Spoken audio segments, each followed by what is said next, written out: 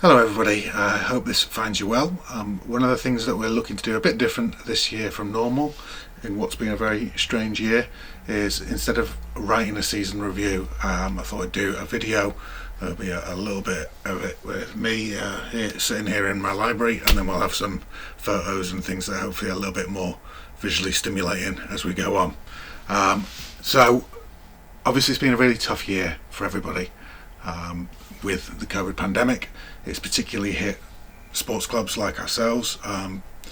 Venues have been closed, we've not been able to function as we would want to do, and I'm sure that all of you would want to do. But most important thing at the moment is to protect everybody, to make sure that we're all safe and well, and then we can get back to playing sport and improving and enjoying ourselves in the way that we want to do. So if we give a little bit of an overview of where we're at, and then the plans for 2021, touch wood, hopefully they will come to fruition. So pre-COVID we were probably our strongest that we've ever been as a club. There was over 200 people coming to sessions, going to training, going to games. We had 9 teams competing in the leagues, lots of really talented players from all age groups really, and it was good to see so many new people coming into the sport. We had people from over 50 different schools through the junior sessions, and really opportunity for people to play basketball we've never had in the area in the 25-30 years that I've been involved in basketball. We've gone from offering the 9 teams 21 hours of basketball a week with the club, through to obviously nothing with the pandemic guidelines, which shut down facilities.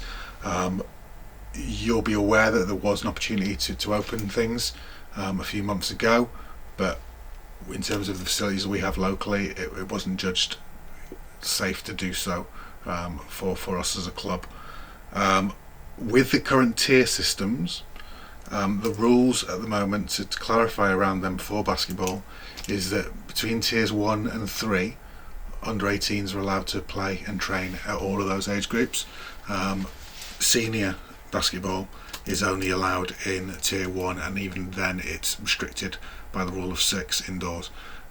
So looking at our facilities as currently available, I think it'd be difficult to make that work at present, but obviously we're going to be reactive to what the rules come out from the government and from Basketball England. One of the things that, speaking to some of the other people involved at the club right the way through the pandemic, is we said just because we can do something doesn't mean that we should do it, and we're looking at things and we're seeing if we think it's safe and if it's appropriate for the players of the club, for the coaches of the club, and making sure that everyone is okay. Obviously I work in an educational institution, and seeing the impact that it has on people, so the impact that COVID has on people, just both directly in terms of the cost of the disease and indirectly through the people having to self-isolate at various times, it's not something where we want to increase the risk to a level that we don't think is worthwhile. So that is how we've been guided in terms of the decisions that we've made. One of the big things that we've done is we've become affiliated to Basketball England over the lockdown period. I was impressed by what they were putting out in terms of their response to the pandemic and in terms of how clubs can operate safely. Speaking to Kate Lewis, who's their regional chair, and Sam Lewis, who's one of the development officers, was impressed by what they could offer to us, and I think it's the only way that we can run as a club safely under the current legal requirements of the government. So that's one of the things that we're pushing as we go through. We have started to re-register players in terms of those that are ready to come and play again. We've got 150 players so far that have signed up from year 3 all the way up through to the men's and women's sessions.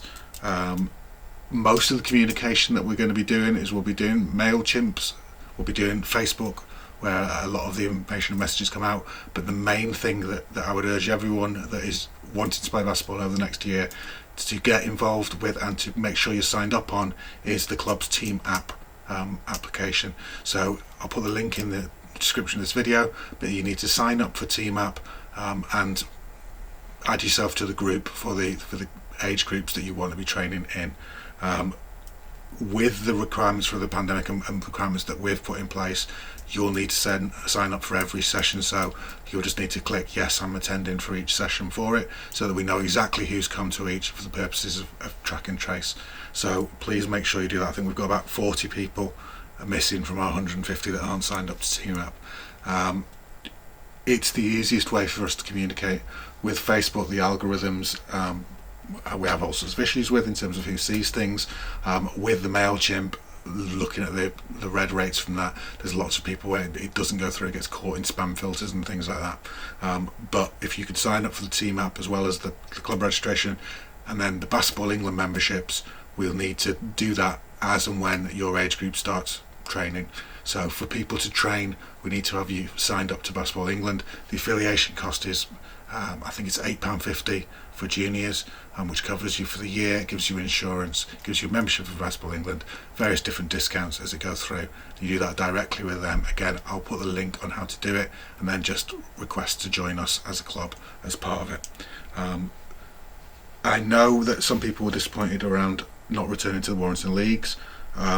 Looking at that at that time, there was some concerns I had around the health issues, and some concerns around cost, travel, going into a tier 3 area. Well, it wasn't tier 3 at the time, but going into a higher risk area than we were currently in, and so we made the decision as a group not to enter the leagues at this point. We will look at that again on an ongoing basis. It will probably be next season that we would go in, if we go back in to the Warrington Leagues at this time. Obviously, the biggest thing that has impacted us over the COVID-19 pandemic, apart from the actual lockdowns themselves, is the closure of Rudheath Leisure Centre to the public. Rudheath is somewhere that the club started up at. It's somewhere that we were running the full Sunday sessions from 9 till 5 every week. That would have been really popular and really successful. It's one of the few affordable venues in the area, and it has obviously been a big problem for us with that closed. I have spoken to Brio, I've spoken to Louise Gittins, who is the council leader. Really positive talks with both of them. Brio have been quite proactive in trying to help find us an alternative venue for the juniors in particular, so the primary school kids. We need somewhere that's got adjustable rings ideally, or where we can store our actual baskets at a lower height. We haven't currently found it, but that is something that we are looking to push as priority when we get through to the new year. With Rudheath, it's looking increasingly likely it won't be opened up in the new year, but we will be speaking to people and seeing what we can do and if there's any options around that.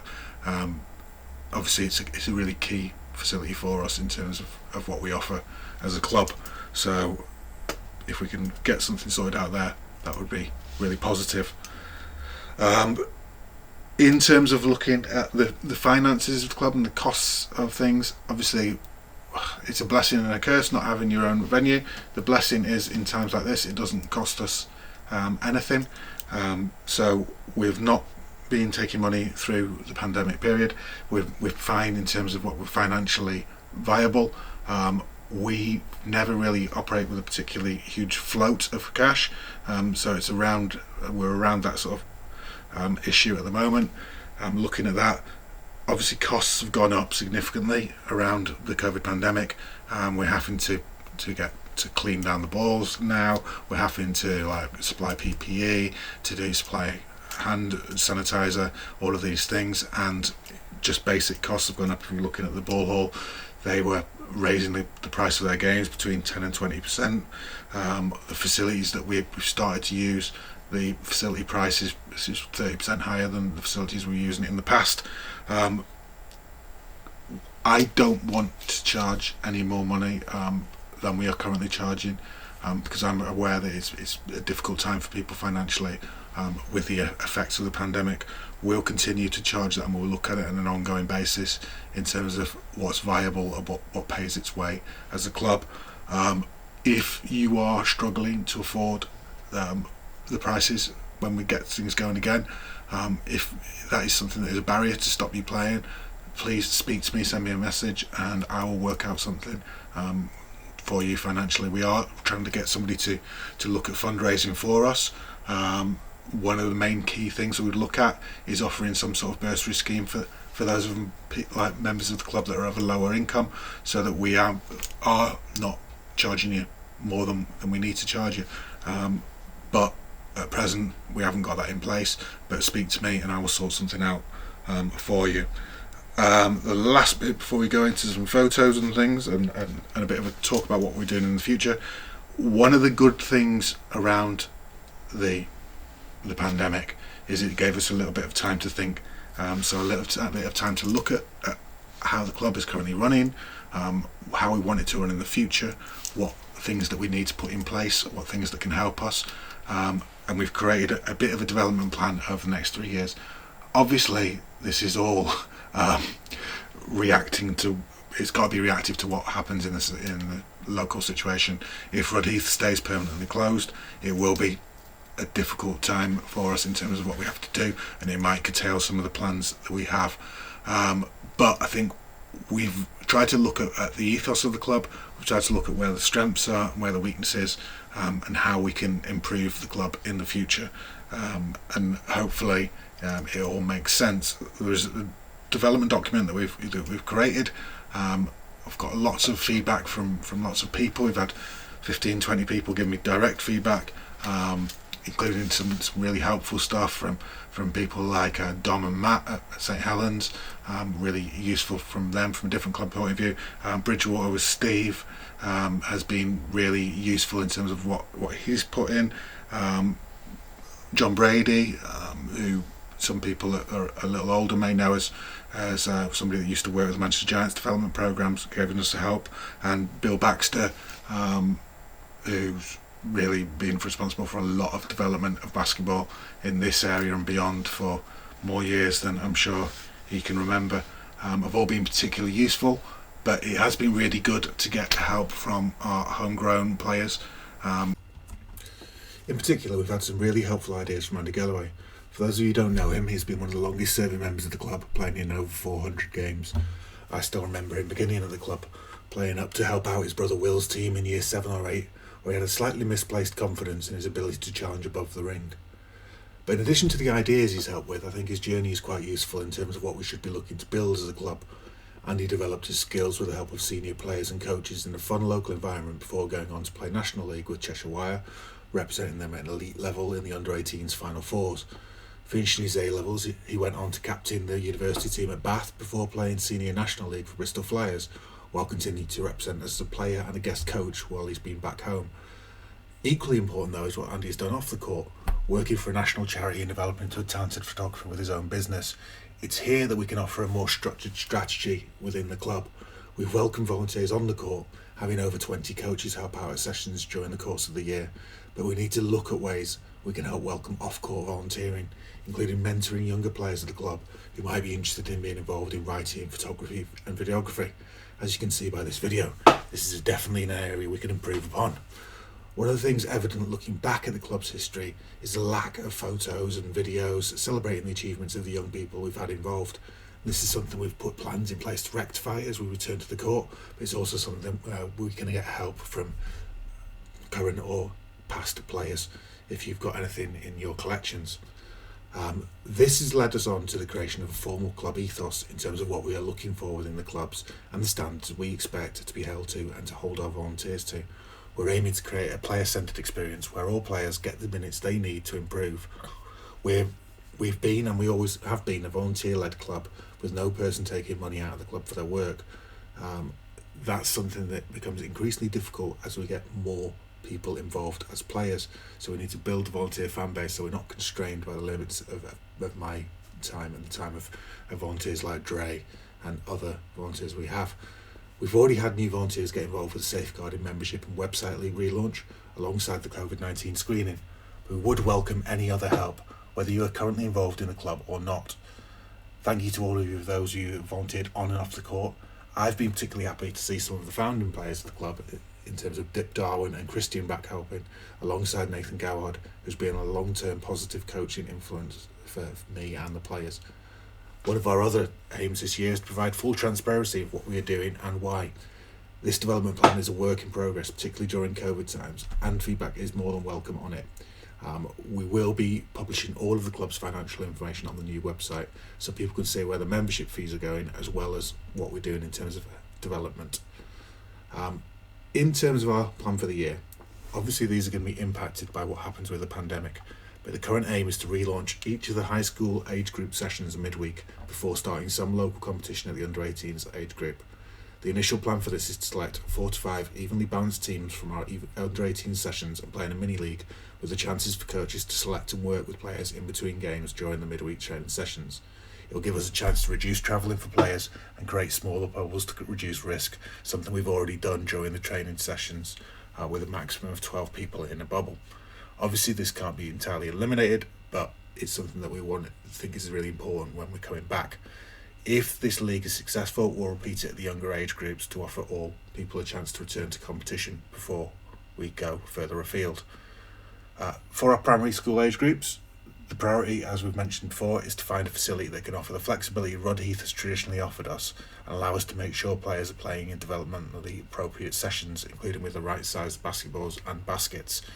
We're hopeful that we'll have somewhere in place within the first few months of this year. For the seniors, at present we're constrained by the government's regulations, and I expect that to continue for the foreseeable future. If we are allowed to follow the rule of 6 when we return to Tier 1, it may offer some options depending on facilities, but I will keep you updated via the team app and social media pages. One of the other areas it's become clear we need to improve on during this development process is something targeted exclusively towards women and girls. The GB women's team has been the most successful part of British basketball over the last few years, and it's something that we've missed out on due to waiting for a coach to sort of turn up. I think it's important to have a strong female coaching role model for the young players, but we're now going to look to run a women and girls sessions and try and develop coaches from within it rather than waiting for someone to appear. In closing, I'd like to wish everyone involved in the club a fantastic new year. It's been a very challenging year in lots of ways this year, but I'm really hopeful that 2021 will be a huge improvement for the club and for the country and us as a whole. Reminder to register with the club and our team app, and to follow our Facebook. Team app and Facebook are the best ways for me to get information about sessions and plans out, rather than trying to update everything with the same information. Any questions, please get in touch, and hope to see you all on this court again soon. Thank you.